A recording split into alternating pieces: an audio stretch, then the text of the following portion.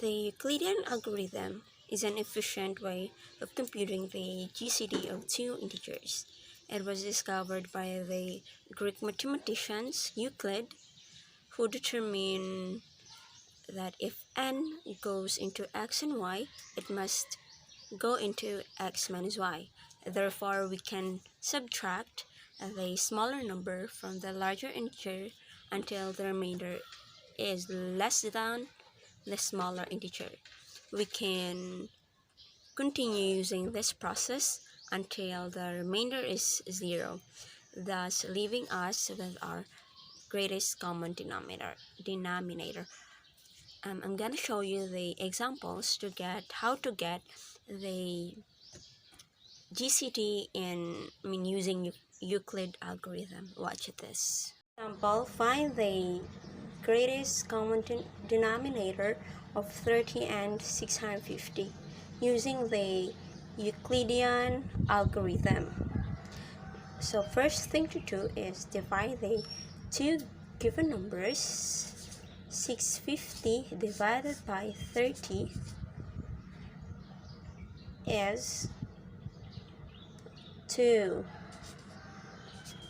So 60, 5, 51, 30 equals 20. So ang remainder is 20. Kunya ang algorithm kay di man siya pwede nga ang remainder is not 0. So atong pangitaag way na ma-0 ang remainder. Now, take the remainder and divide that into the original divisor. So ang original divisor is 30, so i-divide na to. So 30 divided by 20 ang remainder. So 1, 20, 10. So ang remainder nato is still 10. Napadyo siya remainder nga 10. Diba nga atong aim is, ang atong claim, ang atong kuan is mahimong 0 ang remainder, diba? Ang remainder i-divide nato sa previous divisor, which is 20 ang remainder. So 20 divided by 10 equals 2. 20, then ang remainder is 0. So ang remainder is 0. So nakuha na nato ang atong dapat kwaon. Ang remainder is 0. So, nakuha naman nato ang remainder nga 0. So kabalo na ta nga ang atong GCD is the GCD of 30 and 650 is 10. One taglang example. Find the GCD of 2,420 and 230 using the Euclidean algorithm. So first thing to do is i-divide nato ang duha ka given numbers, which is 2,420 divided by 230. So 30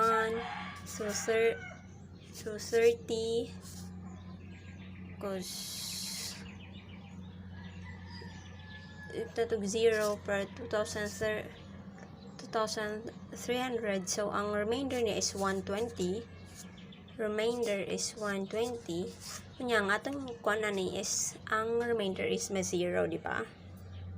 So ato na po siyang i-divide sa divisor nga 230. So 230 divided by 120 is 1. 120. So 110. Ang remainder 110.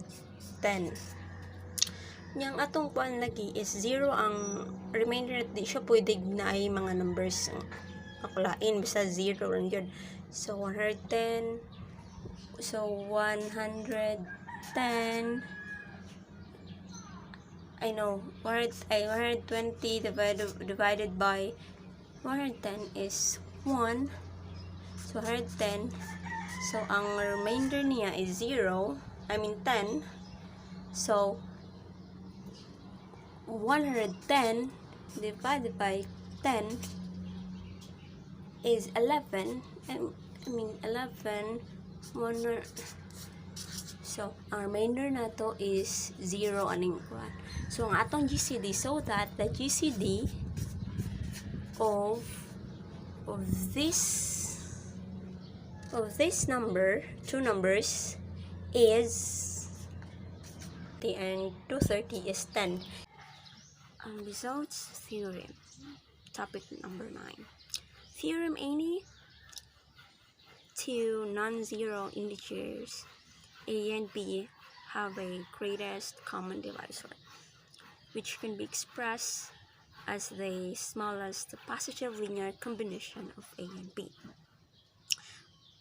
Moreover, an integer is a linear combination of a and b if and only if it is multiple of their greatest common divisor.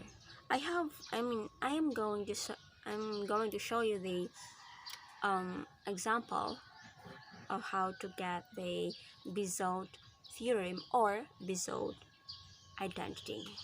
Example: find the GCD of 34, and 19. Example niya sa Bezout identity. So 34 equals 19 plus 15. Kaning 15 mo ni ang remainders. That's parehara sila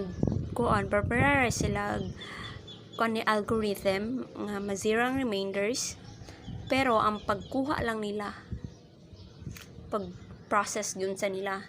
So put ang 19, which is the divisor,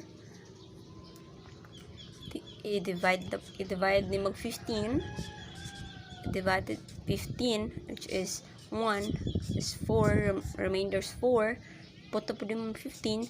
Yung atong i-aim ani is 0 ang remainders.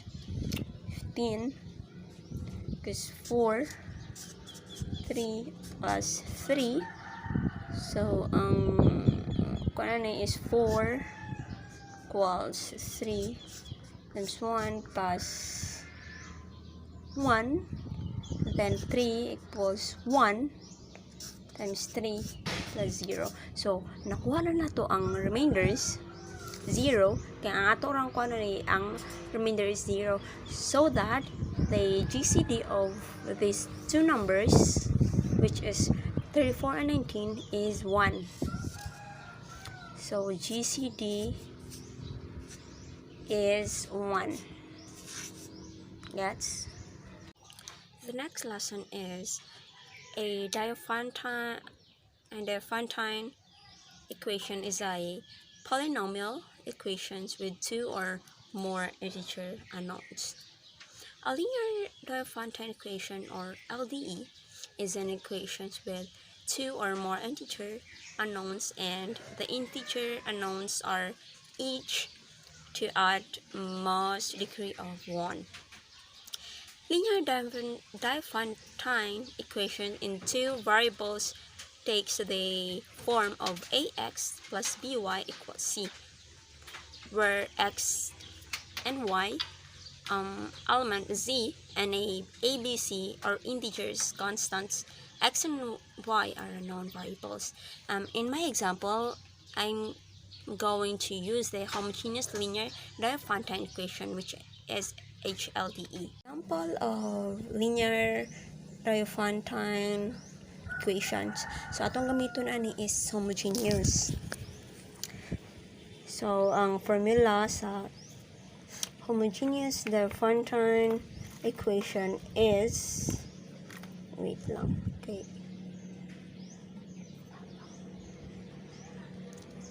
is x equal to b, d, and k, and the y is, which is the a equals d and k,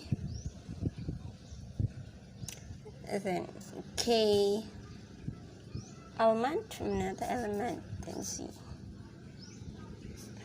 Muni ang formula sa homogeneous Diophantine equations. Martong gamiton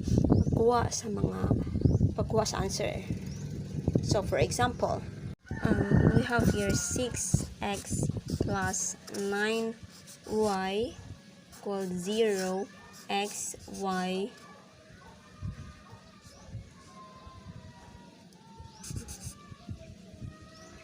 z equals z.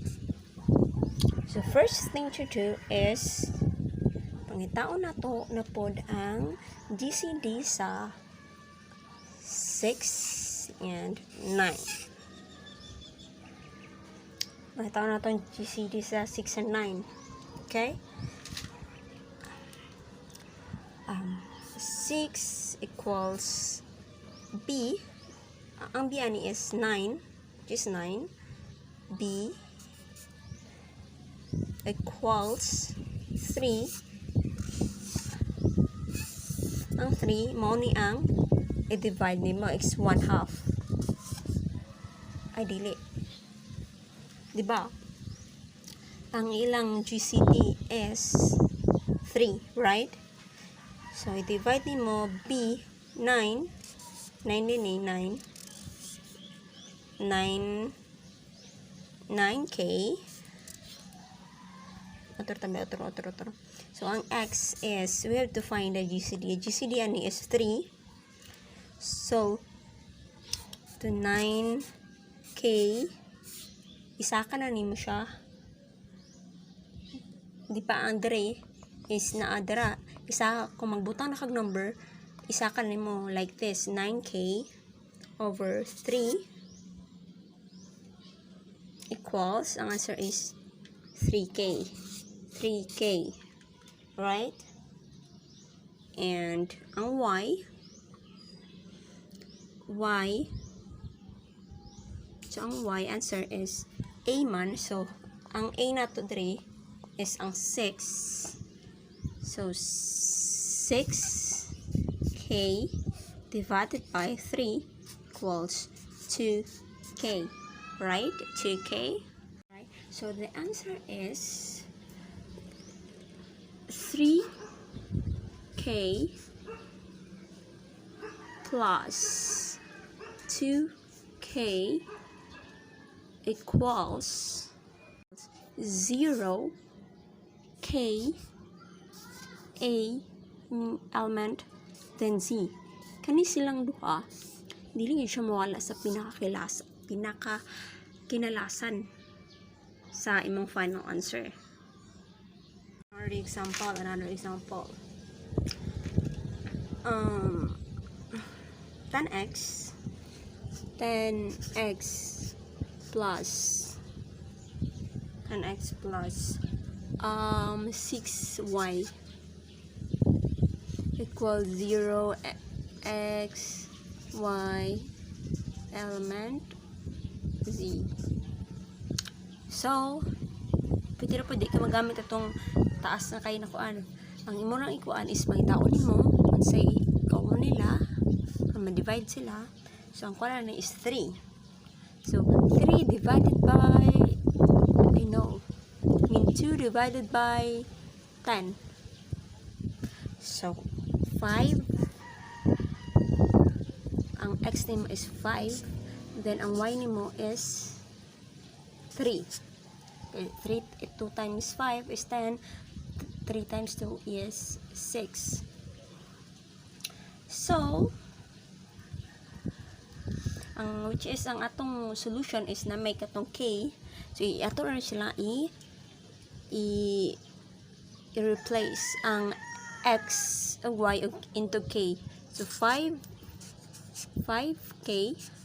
plus 3k equals 0 k element z.